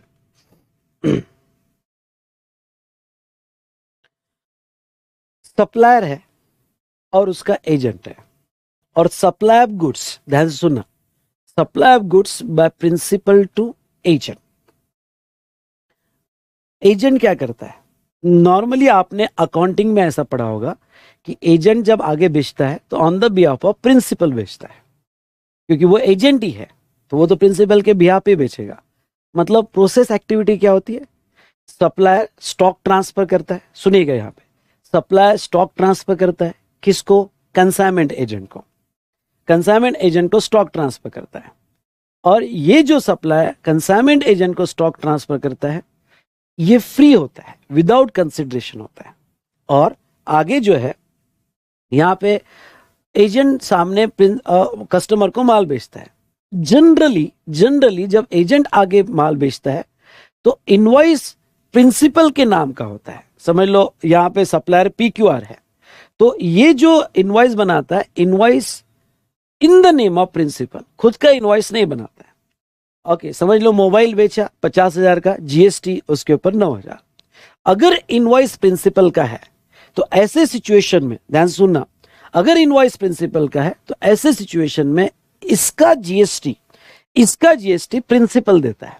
तो प्रिंसिपल जब GSTR1 फाइल करेगा, GSTR3 भी फाइल करेगा, तो एजेंट ने आगे जो इनवॉइस दिया और इनवॉइस प्रिंसिपल का था, तो वो सिचुएशन में सप्लायर उसका टैक्स देता है। अब यहां पे लॉ क्या कहता है और सीबीआईसी क्लैरिफिकेशन क्या कहता है? ये जो स्टॉक ट्रांसफर हुआ फ्रॉम प्रिंसिपल टू एजेंट, यहां पैरा 3 नहीं लगेगा, यहां पैरा 3 नहीं लगेगा। ओके, क्यों नहीं लगेगा पैरा 3? क्योंकि अगर हमने ये स्टॉक ट्रांसफर पे भी जीएसटी लगा दिया तो प्रिंसिपल 2 बार जीएसटी पे कर देगा, क्योंकि ये इनवॉइस का भी जीएसटी उसको देना है और स्टॉक ट्रांसफर का भी जीएसटी उसको देना है। ऐसा नहीं हो सकता है। अगर ये लास्ट इनवॉइस जो उसके नाम का बना, अगर वो जीएसटी देने वाला है, तो फिर प्रिंसिपल टू एजेंट में जो सप्लाई हुआ वो पैरा 3 यहां नहीं लगेगा और इस सप्लाई पे ओके जीएसटी नहीं आएगा। In simple word, not treated as supply this stock transfer and no GST is payable and remove under the stock transfer चालान, जिसे रूल 55 की चालान कहते हैं। ओके, रूल 55 के चालान में रिमूव होगा। चलो, लेकिन दूसरा एग्जांपल, अगर प्रिंसिपल ने स्टॉक ट्रांसफर किया और ये जो स्टॉक ट्रांसफर किया आगे जो प्रिंसिपल ओके इनवॉइस दे रहा है, तो इसमें सॉरी एजेंट जो इनवॉइस दे रहा है, इनवॉइस एजेंट का है, ध्यान से सुनना, ये इनवॉइस यहां पे एजेंट का है और एजेंट ये इनवॉइस दे रहा है। होते बहुत सी बार एजेंट्स देते हैं अपने इनवॉइस, जैसे क्लियरिंग एंड फॉरवर्डिंग एजेंट्स होते हैं। ओके, वो अपने खुद के इनवॉइस देते हैं, even though they are agents, लेकिन इनवॉइस खुद के देते हैं। उसके बाद में यहाँ पे अड़तिया मतलब ये जो मार्केट यार्ड के एजेंट्स होते हैं, वो खुद के इनवॉइस देते हैं। तो जब एजेंट अगर ओन इनवॉइस दे रहा है, तो सबसे पहले सेक्शन 24 कहता है कि कोई भी एजेंट अगर खुद के इनवॉइस देता है तो उसको कंपलसरी रजिस्ट्रेशन है। बोलो मेरे साथ एक बार फिर से, ओके, वो एजेंट को कंपलसरी रजिस्ट्रेशन है, यानी जीएसटी में कंपलसरीली रजिस्ट्रेशन उसको लेना पड़ेगा। क्लियर? तो कंपलसरी रजिस्ट्रेशन है पॉइंट नंबर 2। पॉइंट नंबर 2 यहां पे ये है कि ऐसे सिचुएशन में अगर एजेंट इनवॉइस दे रहा है तो इसका टैक्स किसको देना पड़ेगा? जिसका इनवॉइस है। तो इसका टैक्स ओके जीएसटीआर 1 और 3B में एजेंट को देना पड़ेगा। मतलब ये 9,000 रुपए का टैक्स यहां पे एजेंट देगा गवर्नमेंट को। अब ऐसे केस में अब ट्रांजैक्शन अलग अलग हो गए। ओके, तो ये केस में अब पैरा 3 पिक्चर में आता है और पैरा 3 कहता है transfer by principal to agent. सुनना, transfer by principal to agent, जो स्टॉक ट्रांसफर हुआ है विदाउट कंसीडरेशन, वो स्टॉक ट्रांसफर पे पैरा 3 लग जाएगा और पैरा 3 के हिसाब से इसके ऊपर जीएसटी आएगा। नो डाउट इसके ऊपर जीएसटी जो है ओके वो valuation as per valuation rule होगा। ओके, वो वैल्यू क्या होगी वो रूल में दी है, लेकिन इन सिंपल वर्ड इसके ऊपर जीएसटी आएगा और जीएसटी देना पड़ेगा। तो पैरा 3 सारे एजेंट और प्रिंसिपल के ट्रांजैक्शंस को नहीं लगता है। ओके, वो एजेंट के और प्रिंसिपल के ट्रांजैक्शन पे लगता है जहां एजेंट अपना ओन इनवॉइस दे रहा है। तो वो केस में ये जो फ्री ट्रांसफर हुआ है विदाउट कंसिडरेशन स्टॉक ट्रांसफर, उसके ऊपर प्रिंसिपल को जीएसटी देना पड़ेगा। मतलब ट्रांजैक्शन देखो कैसा स्मूथ होगा। स्टॉक ट्रांसफर पे प्रिंसिपल जीएसटी देगा, ओके, और उस जीएसटी जो भी लगेगा जीएसटी उसका क्रेडिट एजेंट को मिल जाएगा और एजेंट आगे के जो अपना इनवॉइस दे रहा है उसका जीएसटी वो दे देगा और उसका आईटीसी ले लेगा, 7,200 का आईटीसी ले लेगा। ये समझा क्या बेटा? ओके, तो ऐसे केस में यहां पे अगर ये पूरा कॉन्सेप्ट समझा होगा तो फटाफट ए टाइप कीजिएगा और लाइक कीजिएगा अगर ये कॉन्सेप्ट आपको समझ में आया। लेकिन एजेंट 2 टाइप के होते हैं। सुनिए, एजेंट यहां पे 2 टाइप के होते हैं। ओके, कौन से? एक बाइंग एजेंट और एक सेलिंग एजेंट। एक बाइंग एजेंट और एक सेलिंग एजेंट। मतलब ये एग्जांपल देखो। ओके, अब सेलिंग एजेंट यानी यहां जो पैरा 3 में 2 क्लॉजेस है। Okay, supply of goods by principal to agent और B clause by agent to principal और agent who procure the goods on the behalf of principal. Who procure the goods on the behalf of principal मतलब क्या? बहुत सी बार okay ये जो register person है, ये register person अपना गुड्स बेचने के लिए एजेंट लगाता है जिसे हम सेलिंग एजेंट कहते हैं, और कभी कभी परचेज के लिए भी एजेंट लगाता है जिसे हम बाइंग एजेंट कहते हैं। और ये जो इनवॉइस वाला प्रिंसिपल है, ये सेलिंग एजेंट हो या बाइंग एजेंट हो, दोनों को लगेगा। सेलिंग एजेंट वाला एग्जांपल तो हमने देख लिया। अगर एजेंट अपना इनवॉइस दे रहा है तो देन स्टॉक ट्रांसफर सप्लाई बोला जाएगा। अगर एजेंट अपना इनवॉइस नहीं दे रहा है तो स्टॉक ट्रांसफर सप्लाई नहीं बोला जाएगा। ओके, ये तो समझ में आ गया। ओके, ये नेक्स्ट बाइंग एजेंट। बहुत सी बार क्या है कि मैंने ओके भाई मैं बड़ी कंपनी हूं, ओके, और मुझे छोटे छोटे जैसा लिज्जत पापड़, मेरी लिज्जत पापड़ की कंपनी बड़ी कंपनी है और मुझे छोटे छोटे लेडीज से यहाँ पे पापड़ बनवा के लेना है, खरीदना है। अब मैं ओके बड़ी कंपनी छोटे छोटे लोगों से डील नहीं करती है, तो वो एजेंट लगाती है कि भाई हमारे भी आप पे घर घर पे जा, छोटे छोटे लेडीज से पापड़ जो परचेस कर हमको प्रोवाइड कर। तो ऐसे केस में क्या होता है, देखो ये जो एजेंट कंपनी के ब्याह पे परचेसिंग कर रहा है, परचेस करते वक्त ये एजेंट क्या कर रहा है जरूर देखना। अगर एजेंट प्रोक्योर करते वक्त, एक वर्ड यूज करूंगा प्रोक्योर करते वक्त ओके ये एजेंट इनवॉइस अपने नाम का ले रहा है और फिर अपना खुद का इनवॉइस खुद का इनवॉइस प्रिंसिपल को दे रहा है, अगर एजेंट अपना खुद का इनवॉइस, ओन इनवॉइस प्रिंसिपल को दे रहा होगा, तो एजेंट टू प्रिंसिपल जो स्टॉक ट्रांसफर हुआ उसके ऊपर जीएसटी आएगा। लेकिन एजेंट जो है माल खरीदते वक्त डायरेक्ट इनवॉइस सप्लायर के नाम का ले रहा है, खुद के नाम का नहीं ले रहा है। ओके, डायरेक्ट इनवॉइस जो है ये पर्सन के नाम का ले रहा होगा, तो फिर ये स्टॉक ट्रांसफर पे जीएसटी नहीं आएगा। बाइंग एजेंट समझा होगा तो फटाफट बी टाइप कीजिएगा, बाइंग एजेंट समझा होगा तो बी टाइप कीजिएगा। ओके चलो, तो यहां पे भी वही लॉजिक, एजेंट इनवॉइस खुद का दे रहा है तो सप्लाई है, ओके पैरा 3 लग जाएगा, खुद का नहीं दे रहा है तो स्टॉक ट्रांसफर पे जीएसटी नहीं आएगा। डन। तो चलिए, क्लॉज ए और क्लॉज बी दोनों भी हमारा हमने देख लिया।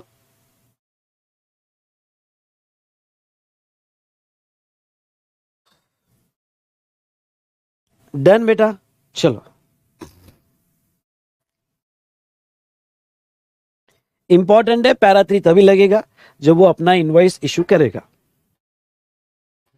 अपना इनवॉइस इशू करेगा। ठीक है, next, import of service without consideration, import of service without consideration. अब देखो, इंपोर्ट ऑफ सर्विस बाय और any person from related person, हाँ अब वापस इंपोर्ट ऑफ सर्विस आ गया। देखो एक चीज, एक सिंपल फंडा बताओ गया, अगर हमने स्टेट ऑफ महाराष्ट्र और स्टेट ऑफ गुजरात,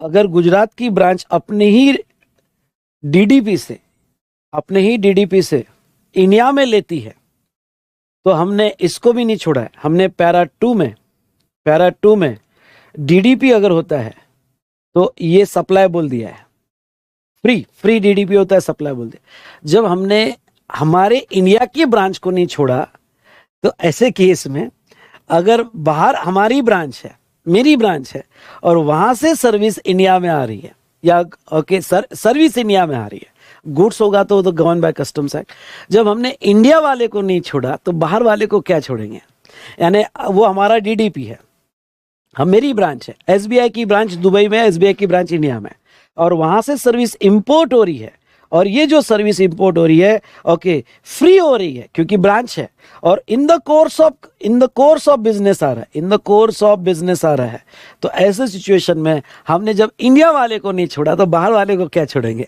यानी गवर्नमेंट कहती है कि अगर आप ओके कोई सर्विस इंपोर्ट करते हो, ध्यान सुनना, अगर आप कोई सर्विस इंपोर्ट करते हो, अगर आप कोई सर्विस अरे यार क्या हो रहा है, अगर आप कोई सर्विस इंपोर्ट करते हो और वो सर्विस जो आपने इंपोर्ट की वो रिलेटेड पर्सन से होगी, मतलब रिलेटेड पर्सन है आपके फैमिली के लिए, ओके रिलेटेड पर्सन से होगी, और नो डाउट हम फ्री की बात कर रहे हैं, हम फ्री की बात कर रहे हैं, कंसिडरेशन नहीं है, रिलेटेड पर्सन से होगी जो आउटसाइड इंडिया है, या आपकी अदर एस्टेब्लिशमेंट, आपकी ब्रांच जो आउटसाइड इंडिया है, in the course of business ली होगी तो जीएसटी आएगा। मतलब एक लाइन प्लीज समझ लो मेरी बात, ओके मेरा आपको ये कहना है कि सुनो, मेरा आपको ये कहना है कि फ्री इंपोर्ट सर्विस पे जीएसटी नहीं आता है। पहला थॉट प्रोसेस कैसे डेवलप करना।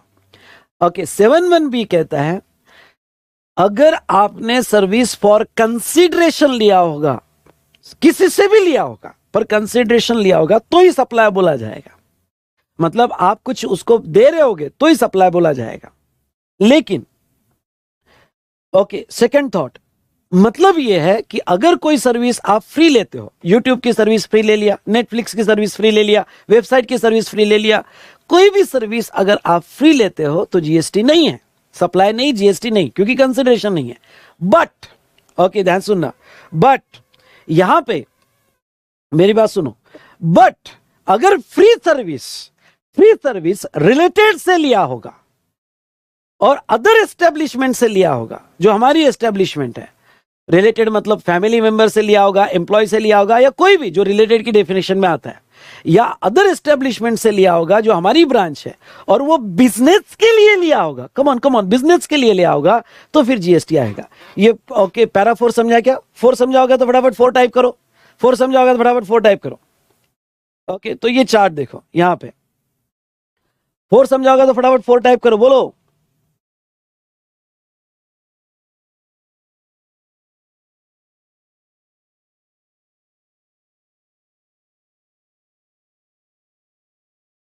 उसके बाद में ओके इंपोर्ट ऑफ सर्विस का एक चार्ट बनाया, विथ कंसिडरेशन होगा तो ऑलवेज सप्लाई माना जाएगा, ओके वो बिजनेस के लिए हो या ना हो। विदाउट कंसिडरेशन होगा तो वो रिलेटेड पर्सन से होगा और बिजनेस के लिए होगा तो ही सप्लाई माना जाएगा, अदर केस में जीएसटी नहीं आएगा। ओके सो दोस्तों ये हमने देख लिया शेड्यूल 1।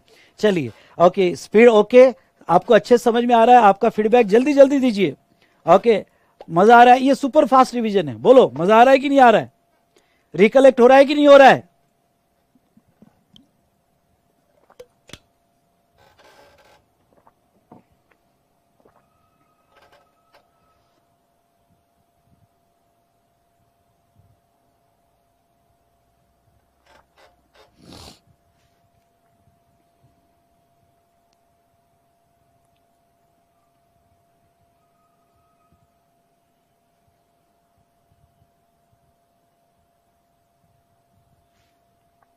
चलिए उसके बाद में आते हैं 7(2)(a) पे। 7(2)(a) schedule 3। तो अब 7(2) में कौन सी चीजें सप्लाई नहीं बोली जाएगी देखो शेड्यूल 3 में कौन सी चीजें सप्लाई नहीं बोली जाएगी। Service by employee to employer, ख्याल रहे service by employee to employer in relation to employment और in the course of employment. मतलब एम्प्लॉय ने सर्विस एम्प्लॉयर क्यों दी, in the course of employment, मतलब उसको सैलरी मिल रही है तो सैलरी पे कभी जीएसटी नहीं आएगा, इवन दो यहां सर्विस एम्प्लॉय दे रहा है एम्प्लॉयर को।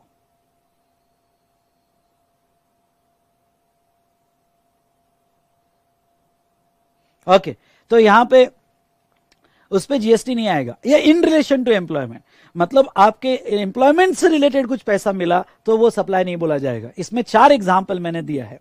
पहला compensation for pre mature termination. Okay कभी अभी क्या हो जाता है, एम्प्लॉय 2 साल के लिए 3 साल के लिए यहां पे ज्वाइन होता है, पर उनके एम्प्लॉयमेंट एग्रीमेंट में एक क्लॉज होता है कि अगर 3 साल का बॉन्ड है और उसके पहले एम्प्लॉय को निकाला गया तो एम्प्लॉय को कंपेंसेशन देना पड़ता है। तो वो कंपेंसेशन पे जीएसटी आएगा क्या, सर्विस मतलब एनीथिंग अदर देन गुड्स, किसी का भी पैसा मिला गुड्स छोड़ के, सिक्योरिटीज और मनी छोड़ के, तो वो सर्विस मानी जाएगी। तो अब वो सर्विस तो है लेकिन शेड्यूल 3 में अगर वो नोटिफाई होगा तो वो सप्लाई के स्कोप में नहीं आएगा। तो प्री मैच्योर टर्मिनेशन ये इन रिलेशन टू एम्प्लॉयमेंट मिला, क्योंकि एम्प्लॉयमेंट कॉन्ट्रैक्ट पहले ही कैंसिल कर दिया, इसलिए एम्प्लॉय को जो पैसा मिलेगा उसके ऊपर जीएसटी नहीं आएगा। नॉन कॉम्पिट फीस, बहुत सी बार एम्प्लॉयर एम्प्लॉय में नॉन कॉम्पिट फीस एग्रीमेंट होते हैं। कोई एम्प्लॉय छोड़ के जा रहा है और छोड़ के जा रहा है तो एम्प्लॉयर कह रहा है देख भाई तू ऐसा ही ओके तू यहां पे सेम बिजनेस स्टार्ट नहीं करेगा या मेरे कॉम्पिटिटर को ज्वाइन नहीं करेगा, उसका मैं तुझे 50 लाख देता हूं। तो ऐसे सिचुएशन में एम्प्लॉय को जो कुछ न करने का पैसा मिला, क्या वो इन रिलेशन टू एम्प्लॉयमेंट है? Answer is no. ओके क्यों? क्योंकि वो एक सेपरेट कॉन्ट्रैक्ट है, उसका एम्प्लॉयमेंट से कोई लेना देना नहीं है, इसलिए वो ओके कुछ ना करना भी सर्विस है, उसके ऊपर जीएसटी आएगा। कैजुअल लेबर को वेजेस दिए जा रहे हैं, ये in the course of employment है।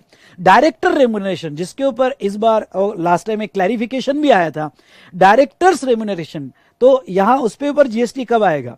अगर डायरेक्टर कंपनी के, क्योंकि यहां रिवर्स चार्ज भी लगता है, तो कंपनी के जो डायरेक्टर है वो डायरेक्टर का टीडीएस इनकम टैक्स एक्ट में सेक्शन 192 में डिडक्ट हो रहा है एज अ सैलरी, तो फिर वो शेड्यूल 3 पैरा 1 के हिसाब से इन द कोर्स ऑफ एम्प्लॉयमेंट माना जाएगा और जीएसटी नहीं आएगा।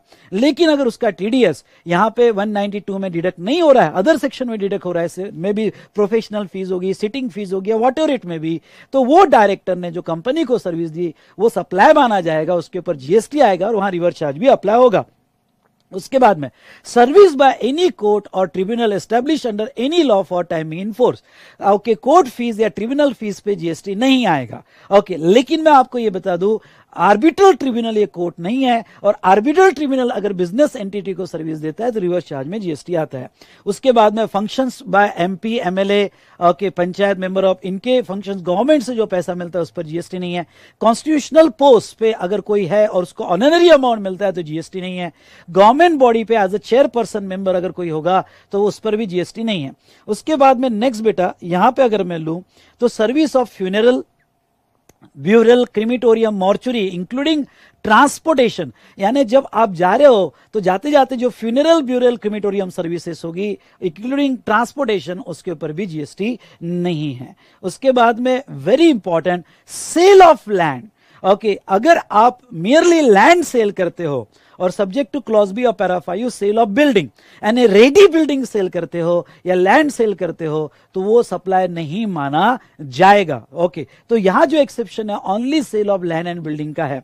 लेकिन अगर आपका इंटेंडेड फॉर कंस्ट्रक्शन होगा, यानी हम देखेंगे शेड्यूल 2 पैरा 5 क्लॉज बी में कि अगर ये जो है प्रपोज प्रोजेक्ट होगा जिसमें बिल्डर आपको सर्विस दे रहा है कंस्ट्रक्ट करने की, तो वो सप्लाई माना जाएगा और उसे सप्लाई ऑफ सर्विस माना जाता है। इसलिए एडवांस बुकिंग में जो आप फ्लैट बुक करते हो उसके ऊपर जीएसटी आया, तो only sale of land and building, not a supply. हाँ, पर ख्याल रहे यहां एक्सक्लूजन सिर्फ sale of land and building पे है। ओके, अगर लैंड एंड बिल्डिंग रेंट पे दी गई, लीज पे दी गई, लाइसेंस पे दी गई तो वो सप्लाई माना जाता है शेड्यूल 2 के हिसाब से as a supply of service. Okay, और अगर आपका कंप्लीशन सर्टिफिकेट के पहले अगर सेल होता है तो वो भी सप्लाई माना जाएगा।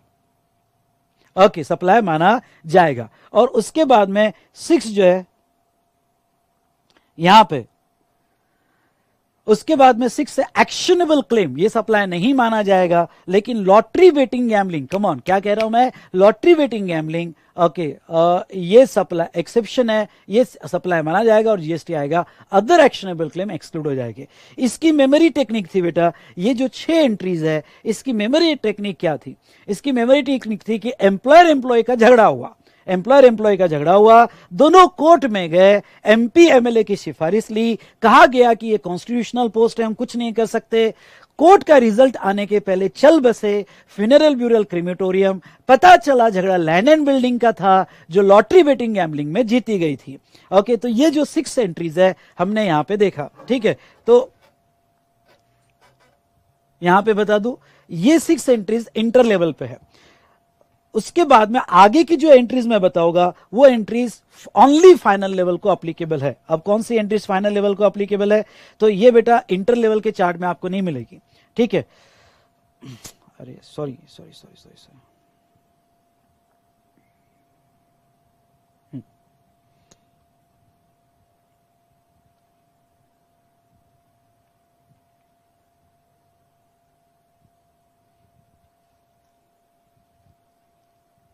2 मिनट बेटा।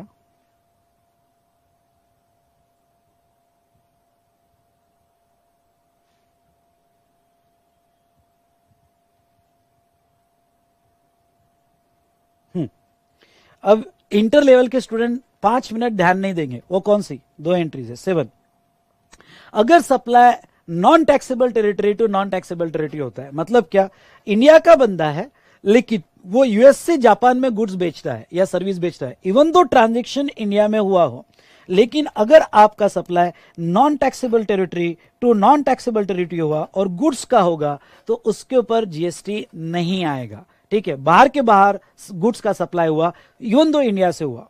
उसके बाद में अगर कस्टम वेयरहाउस से क्लियर होने के पहले, कस्टम वेयरहाउस से क्लियर होने के पहले अगर आपने वेयरहाउस सेल कर दिया तो सप्लाई नहीं माना जाएगा, वो सप्लाई नहीं माना जाएगा।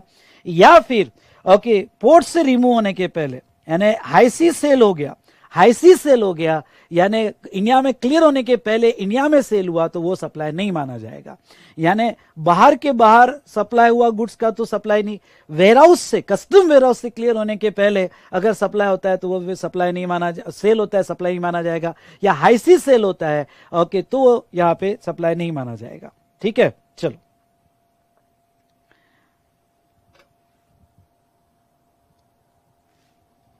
अब यहां पे नीचे देखेंगे हम 7(2)(b), कुछ ऐसी एक्टिविटी जो सप्लाई के स्कोप में नहीं आएगी। एक तो आर्टिकल 243G और 243W ये नोटिफाइड एक्टिविटी है। अगर इसके फंक्शंस कैरी आउट होते हैं ऑफ कॉन्स्टिट्यूशन ऑफ इंडिया और इंडिया का कोई भी बंदा ये सर्विस दे रहा है तो वो सप्लाई नहीं माना जाएगा।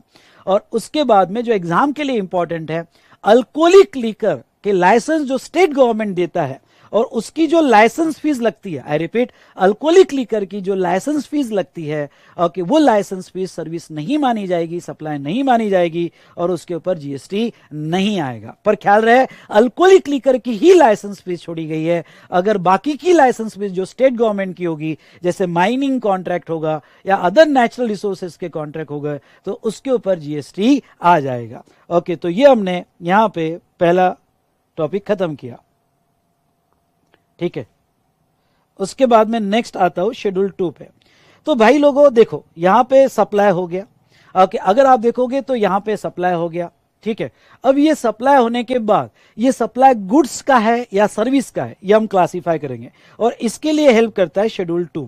शेड्यूल 2 आपको ये बताता है कि अगर 7(1) ए, बी और सी ये तीनों क्लॉजेस से सप्लाई होता है तो सप्लाई गुड्स का कहा जाएगा या सर्विस का कहा जाएगा। कुछ कॉन्ट्रैक्ट से रिलेटेड ये बताता है।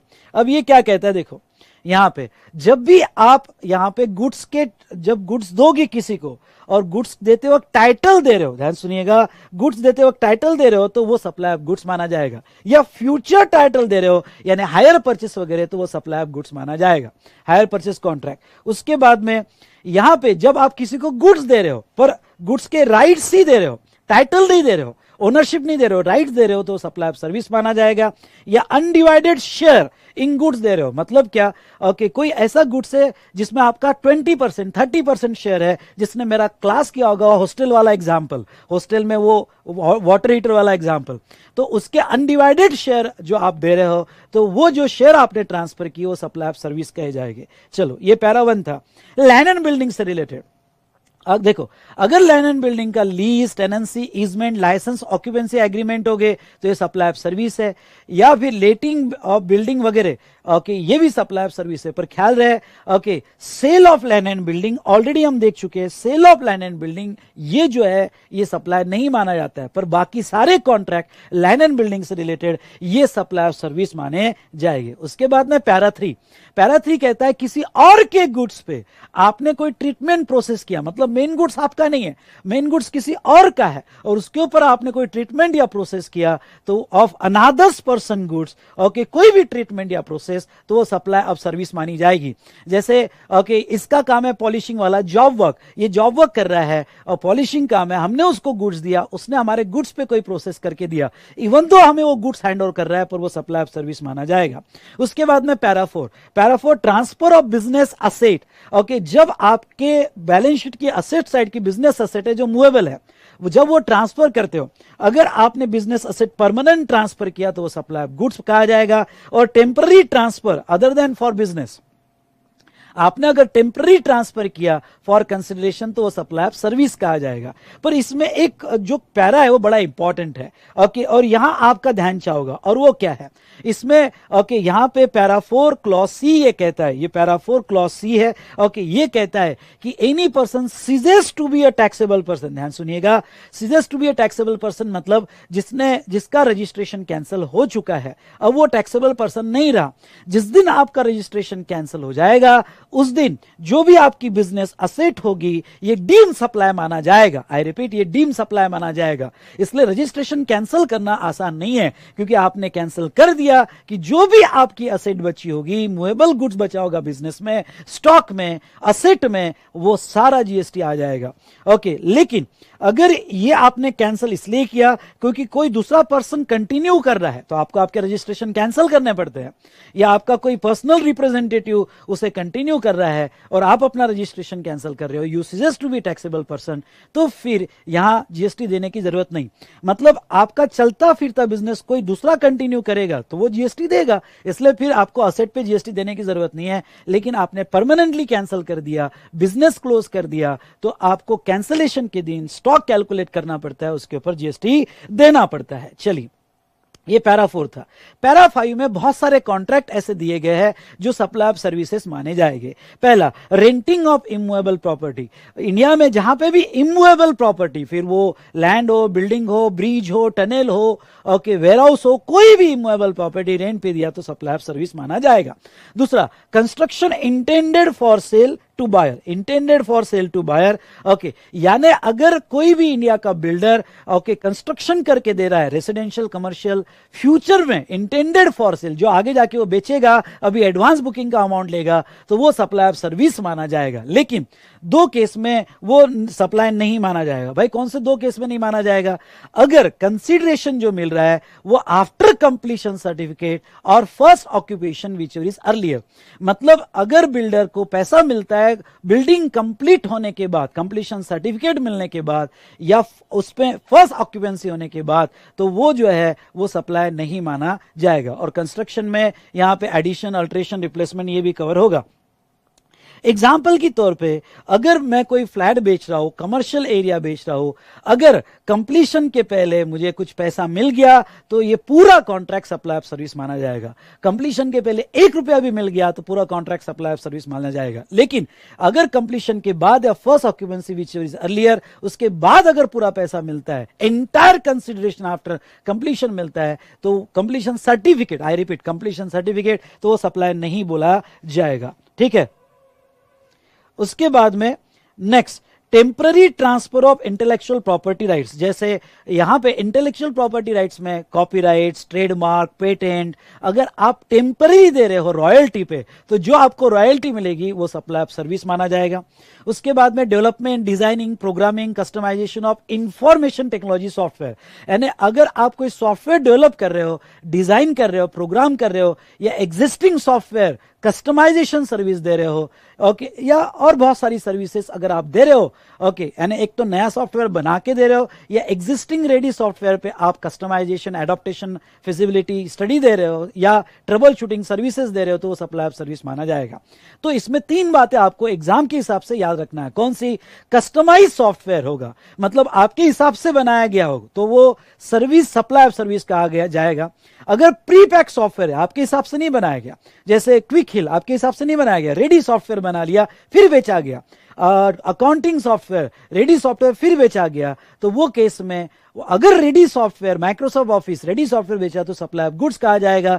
और licence to use pre pack software, जैसे इंक्रिप्शन सॉफ्टवेयर आपके लेक्चर का, वो प्री पैक यानी रेडी सॉफ्टवेयर था और हमारे से लाइसेंस की ली जाती है, तो रेडी सॉफ्टवेयर, क्विक हिल, टैली की लाइसेंस की ली जाती है, टैली आपको बेचा नहीं गया, लाइसेंस के पैसे लिए गए, तो प्री पैक सॉफ्टवेयर के लाइसेंस के पैसे लिए जा रहे हैं, तो सप्लाई ऑफ सर्विस बोला जाएगा।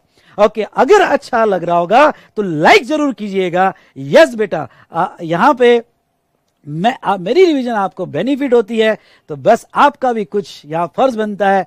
मेरे लिए लाइक मत करो, मैं 18 साल से पढ़ा रहा हूं, लेकिन आजकल का जमाना ऐसा है कि आपके लाइक पे बाकी स्टूडेंट्स भी देखते हैं, उन्हें लगता है कि ये बहुत अच्छा है और आपको अच्छा लग रहा है, तो लाइक जरूर कीजिएगा। ठीक है। उसके बाद में नेक्स्ट यहां पे agreeing to an obligation to refrain from an act on or to tolerate an act, मतलब कुछ ना करना उसके लिए पैसा मिल रहा है, ये एक्ट को टॉलरेट करना, ओके, उसका पैसा मिल रहा है, तो कुछ ना करना या एक्ट को टॉलरेट करना, ओके, ये भी सप्लाई ऑफ सर्विस माना जाएगा।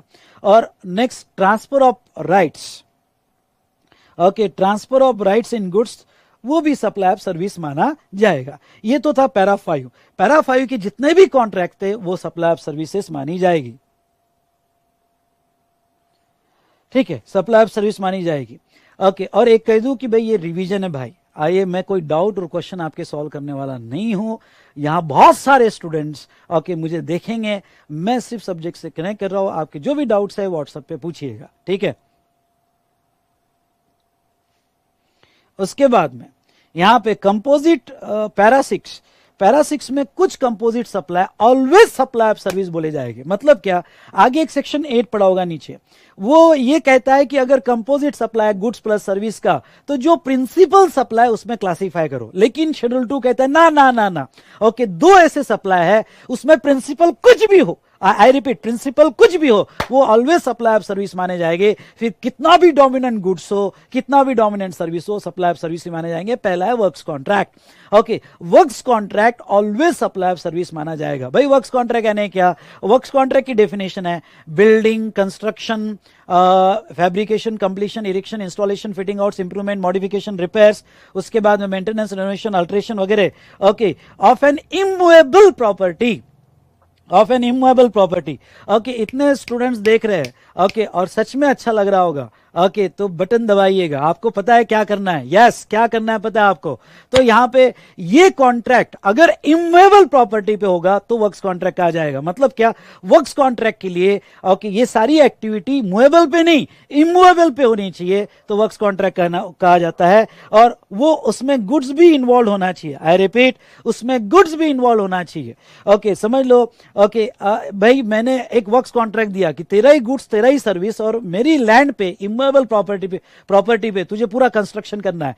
कॉन्ट्रैक्ट वर्क्स कॉन्ट्रैक्ट दोनों का होता है। ओके गुड्स भी तेरा सर्विस भी तेरी, सर्विस में construction fabrication completion installation fitting outs ये प्लस गुड्स भी तेरा और इमूवेबल प्रॉपर्टी मेरी, ये वर्क्स कॉन्ट्रैक्ट। इसमें गुड्स कितना भी डोमिनेंट हो वो सप्लाई ऑफ सर्विस ही कहा जाएगा। और दूसरा रेस्टोरेंट कैटरिंग सर्विस वगैरह, ओके रेस्टोरेंट कैटरिंग सर्विस वगैरह, तो ये restaurant catering service always supply, अरे यार सॉरी यार क्या हो रहा है समझ में नहीं आ रहा है, ठीक है कोई बात नहीं, बड़े बड़े देशों में छोटी छोटी बातें होती रहती है सेन्योरिटा। ओके तो अब ऐसे केस में ओके रेस्टोरेंट कैटरिंग और अदर सर्विसेज जिसमें फूड इन्वॉल्व है, फूड कितना भी डोमिनेंट हो, अगर वो मेस होगी रेस्टोरेंट होगा कैटरिंग सर्विस होगी तो वो ऑलवेज सप्लाई ऑफ सर्विसेज माना जाएगा।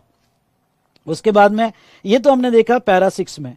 ओके तो ये दो कॉन्ट्रैक्ट के लिए देखना ही नहीं ओके कि भाई कितना गुड्स है प्रिंसिपल क्या, no no no only supply of services. और अनइनकॉर्पोरेटेड एओपी बीओआई अगर अपने ही मेंबर को गुड्स सप्लाई कर रही है तो वो सप्लाई ऑफ गुड्स माना जाएगा। इस तरह से हमारा शेड्यूल 2 भी खत्म हुआ। आपके नोट्स के कम से कम ओके कल के और आज के सेशन में 100 पेजेस मैंने कंप्लीट कर दिए, सारे पॉइंट्स इसमें कवर हो गए। बस इसके साथ क्वेश्चनर पढ़ लेना, देख लेना।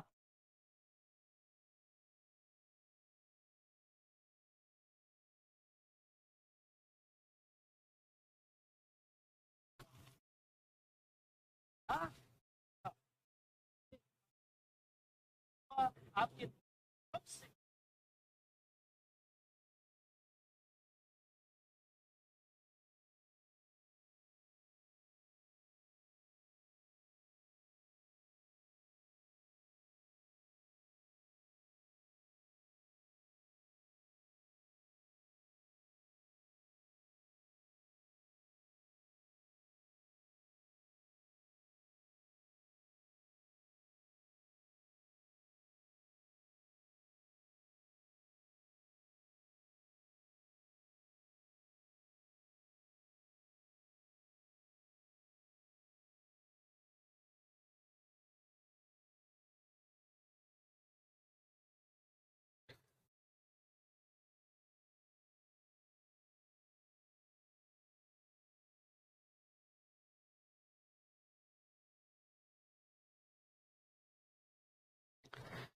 वेल बेटा कुछ प्रॉब्लम आ गया था, जस्ट सॉरी सॉरी सॉरी कुछ प्रॉब्लम आ गया था ओके यहाँ पे।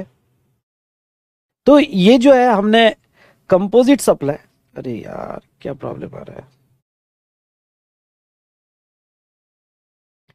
हमने पैरा 6 देखा।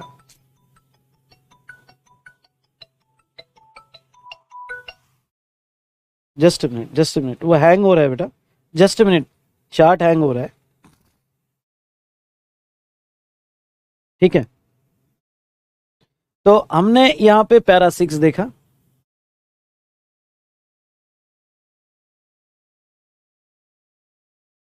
आवाज आ रही है मेरी, यस और no? Composite supply okay treated as supply of service, आवाज आ रही है क्या बेटा? हाँ तो वर्क्स कॉन्ट्रैक्ट जो है, वर्क्स कॉन्ट्रैक्ट यहां पे ओके कितना भी गुड्स डोमिनेंट हो लेकिन हमने वर्क्स कॉन्ट्रैक्ट दिया होगा तो वो सप्लाई ऑफ सर्विस ही बोला जाएगा। और रेस्टोरेंट कैटरिंग या ऐसी कोई भी सर्विस जिसमें फूड ड्रिंक दिया जा रहा है तो ये सप्लाई ऑफ सर्विस कहा जाएगा। 6 पैरा है। अगर किसी के नोट्स में 7 पैरा होगा तो वो अब स्क्रैच कर दो, पैरा 7 पुराना किसी के पास नोट्स और नोट तो पैरा 7 स्क्रैच कर देना। पैरा 7 अब रिमूव हो गया है, मैंने नए चार्ट से तो रिमूव कर दिया है, पर किसी के पास पुराना चार्ट जो होगा तो पैरा 7 आप रिमूव कर देना, ठीक है। तो ये जो था regarding to okay schedule 2 classification done. यहां पे चलो अब आ जाओ सेक्शन 8 पे, यानी टोटल 6 पैराज ही है ओके यहाँ पे क्लासिफिकेशन के लिए। पैरा 7 आप रिमूव कर दो। अब आ जाओ सेक्शन 8 पे, composite and mix supply. Come on, composite and mix supply. देखो बेटा, जब क्लासिफिकेशन करना हो, ध्यान से सुनो, जब यहाँ पे क्लासिफिकेशन करना हो तो क्लासिफिकेशन में कंपोजिट और मिक्स सप्लाई ये प्रिंसिपल सेक्शन 8 यूज करता है। जब बहुत सी बार बंडल होते हैं, बंडल गुड्स प्लस गुड्स के होते हैं, बंडल सर्विस प्लस सर्विस के होते हैं, तो ये बंडल को क्लासिफाई कैसे किया जाए, ओके ये बंडल को क्लासिफाई कैसे किया जाए ये बहुत इंपॉर्टेंट हो जाता है। जैसे यहाँ पे 2 मिनट, यहाँ पे एग्जाम्पल के तौर पे mobile with charger, okay mobile with charger ये बंडल है, तो ये पूरा जो है यहाँ पे मोबाइल कहा जाएगा या मोबाइल विथ चार्जर, तो ये किस में क्लासिफाई होगा। बहुत सी बार सर्विसेज भी बंडल में होती है, जैसे आपका होटल सर्विस है, होटल के साथ साथ फूड भी दिया गया, ओके तो वो बंडल में दिया गया सर्विस। बहुत सी बार गुड्स के साथ गुड्स होता है, सर्विस के साथ सर्विस होती है, मल्टीपल गुड्स और सर्विसेज होती है, तो आप क्लासिफाई कैसे करोगे। तो वो सिचुएशन में आपके सामने उन्होंने 2 प्रिंसिपल दिए, एक दिया है यहाँ पे कंपोजिट सप्लाई और दूसरा है मिक्स सप्लाई। तो पहले आप ये आइडेंटिफाई करो कि सप्लाई कौन से नेचर का है। क्या सप्लाई आपका कंपोजिट सप्लाई है, सुनिए, क्या आपका सप्लाई कंपोजिट सप्लाई है या आपका सप्लाई मिक्स सप्लाई है। अगर आपका सप्लाई कंपोजिट होगा तो देन वो क्लासिफाई होगा, ओके उसमें जो प्रिंसिपल है, उसमें जो प्रिंसिपल सप्लाई होगा उसमें क्लासिफाई होगा। और अगर आपका सप्लाई यहाँ पे मिक्स सप्लाई है तो ऐसे सिचुएशन में वो क्लासिफाई होगा हाईएस्ट रेट ऑफ टैक्स में। अब आपके सामने सवाल ये आता है कि कंपोजिट सप्लाई और मिक्स सप्लाई यानी क्या। तो कंपोजिट सप्लाई बेटा ओके वो कहते हैं mean supply made by taxable person to a recipient consisting of 2 or more taxable supplies of goods or services or both or any combination thereof। मतलब okay 2-3 supply और वो टैक्सेबल सप्लाई मिलके bundle बनाया गया है जो नेचुरली बंडल है, जो नेचुरली बंडल है और supplied in conjunction with each other in ordinary course of business and one of supplies principal supply. ख्याल रहे, ये डेफिनेशन लर्न करनी पड़ेगी। 2 or more taxable supply of goods और services, naturally bundle in ordinary course of business, तो composite supply कहा जाएगा। मतलब क्या, मोबाइल के साथ चार्जर आना ही है, नेचुरली बंडल्ड है। अगर आप कोई होटल में रूम बुक कर रहे हो तो उसके साथ साथ आपको ब्रेकफास्ट मिलना ही है, नेचुरली बंडल है। अगर आप कोई रिचार्ज कर रहे हो तो उसके साथ इंटरनेट सर्विस भी मिलना है, टेलीकम्युनिकेशन के साथ, ओके टेलीकम्युनिकेशन सर्विस के साथ इंटरनेट सर्विस आपको मिलना ही है, नेचुरली बंडल्ड है। तो अगर आपके सप्लाई नेचुरली बंडल्ड होगे तो वो केस में जो प्रिंसिपल सप्लाई है उसमें क्लासिफाई होगा। जैसे जैसे वड़ा पाव के साथ मिर्ची और चटनी आना ही है, डोसा के साथ ओके डोसा के साथ चटनी और सांभर आना ही है, तो ये नेचुरली बंडल्ड है okay in ordinary course of business. तो ऐसे केस में जो प्रिंसिपल सप्लाई है, भाई प्रिंसिपल सप्लाई डोसा है, उसमें क्लासिफाई होगा। जैसे एग्जाम्पल के तौर पर मैं आपको गुड्स सेल कर रहा हूं, गुड्स सेल करते वक्त okay transportation, transit insurance, packing charges ये नेचुरली बंडल्ड है।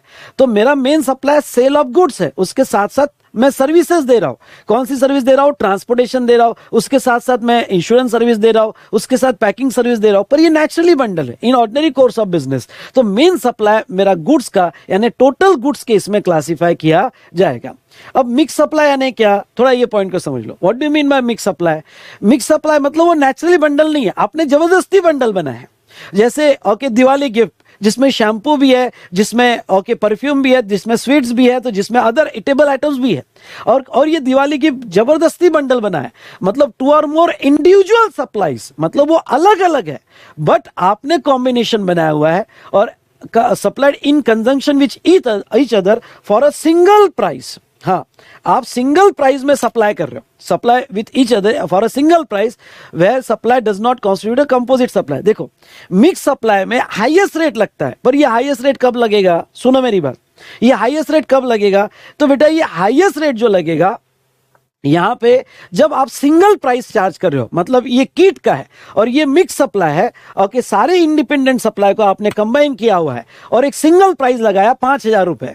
तो ऐसे केस में सिंगल प्राइस होगा तो फिर ये इसमें से जो हाईएस्ट रेट वाला आइटम होगा, जैसे शैम्पू, शैम्पू 28% है, तो पूरा किट 28% में चले जाएगा, पूरा किट 28% में चले जाएगा। तो अलग अलग एग्जाम्पल है मिक्स सप्लाई के, जस्ट मैंने यहाँ पे एक एग्जाम्पल लिया। तो हाईएस्ट रेट वो सिचुएशन में आपको लगना है। ये बात समझ में आई क्या आपको? ओके, तो ये था कंपोजिट और मिक्स सप्लाई। बेटा कुछ क्लैरिफिकेशन है, तो ये क्लैरिफिकेशन हम लेंगे आगे के डिस्कशन में। चलिए,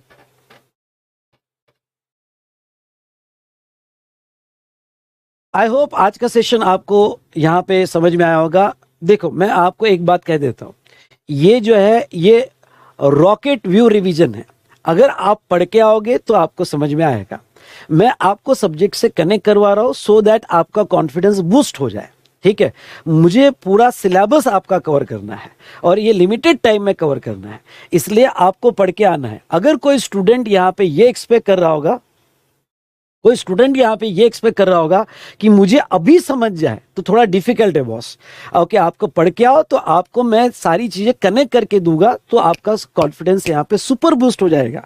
अब ये रिवीजन के बाद आप क्वेश्चनर जरूर करें, तो आपको बहुत हेल्प होगी। हाँ, आपका ये सवाल आ सकता है कि सर ये बताइए, क्वेश्चनर में क्या हमें आप इंपॉर्टेंट क्वेश्चन लिस्ट दोगे? तो यस बेटा, मैं इंपॉर्टेंट क्वेश्चन लिस्ट, अगर आपके पास मेरा क्वेश्चनर है तो इंपॉर्टेंट क्वेश्चनर की लिस्ट मैं आपको प्रोवाइड कर दूंगा। ओके, कौन कौन से क्वेश्चंस आपको अच्छे से पढ़ के जाना है। ठीक है, लेकिन मैं फिर से कह देता हूं कि मुझे स्पीड मेंटेन करनी पड़ेगी, मुझे सारे कॉन्सेप्ट को टच करना पड़ेगा। ये रिवीजन जो है, चार्ट रिवीजन, आपको बस इसलिए हेल्पफुल है कि अगर आप कंसेप्ट से डिस्कनेक्ट हो गए होगे तो मैं सारी चीजों को कनेक्ट करके दूंगा और आपका सुपर कॉन्फिडेंस जो है बिल्ड करूंगा। आज मजा आया क्या? जितने भी स्टूडेंट कनेक्टेड है, अगर मजा आएगा तो एमजेड टाइप कीजिएगा और लाइक किए बिना मत जाइएगा। दूसरा बेटा, मैं आपको बता दूं कि ये रिवीजन जो होगी, ओके, कुछ चैप्टर में बिल्कुल भी अमेंडमेंट्स नहीं है। जहां अमेंडमेंट्स है, जहां चैप्टर मैंने मुझे लगता है कि ये चैप्टर मैंने यहाँ पे लेने चाहिए, तो वो मैं यहाँ पे जो है चैप्टर लाइव स्ट्रीमिंग में लूंगा। ओके, मैं आपको पूरा शेड्यूल बना के दूंगा कल। ओके, कुछ चैप्टर जो लास्ट जो आरआर हुआ था, ओके, तो कुछ चैप्टर जो है जिसमें कोई भी चेंज नहीं है, ओके, कुछ भी अमेंडमेंट्स नहीं है, तो कुछ चैप्टर लास्ट आरआर के यूज किए जाएंगे। तो आपको शेड्यूल कैसा रहेगा, क्या रहेगा? बेटा रिवीजन है, आप इनफ मैच्योर्ड हो, आप फालतू बातें मत करना कि सर ओके यहाँ पे जो है जाने दो, छोड़ो। मैं आपको ये कहूंगा कि कुछ लास्ट आरआर बैच के टॉपिक्स लिए जाएंगे, तो हमें जो जो टॉपिक्स में मुझे यहाँ पे आपके साथ डिस्कस करना है वो टॉपिक्स मैं पहले कवर कर लूंगा, और कुछ जो ऑलरेडी रिकॉर्डेड सेशंस है, वो ऑलरेडी रिकॉर्डेड सेशन जिसमें कोई भी चेंज नहीं है, वो ऑलरेडी रिकॉर्डेड सेशंस भी चलाए जाएंगे। इस तरह से हमारा आरआर रिवीजन बैच ये ब्लेंडेड बैच रहेगा। आई रिपीट, ये ब्लेंडेड बैच रहेगा, और आपको जो प्लेलिस्ट है आरआर रिवीजन बैच की, उसमें आपको प्रॉपरली सब कुछ मिल जाएगा, सीक्वेंस में मिल जाएगा।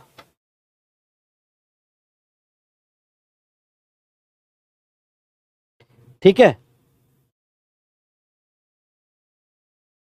और आपको ये कहना चाहूंगा कि डीटी का रिवीजन अभी 10 मिनट में मैं प्लेलिस्ट ऐड कर देता हूं डिस्क्रिप्शन में, तो आप डीटी का रिवीजन वो प्लेलिस्ट से देख सकते हो। ठीक है, तो चलिए अब हम क्लैरिफिकेशन और कुछ इंपॉर्टेंट नेक्स्ट सेशन में देखेंगे। डन? ओके, कल का टॉपिक रहेगा यहाँ पे आरसीएम। कल का टॉपिक रहेगा आरसीएम। ठीक है, तो आरसीएम पढ़ के आओ।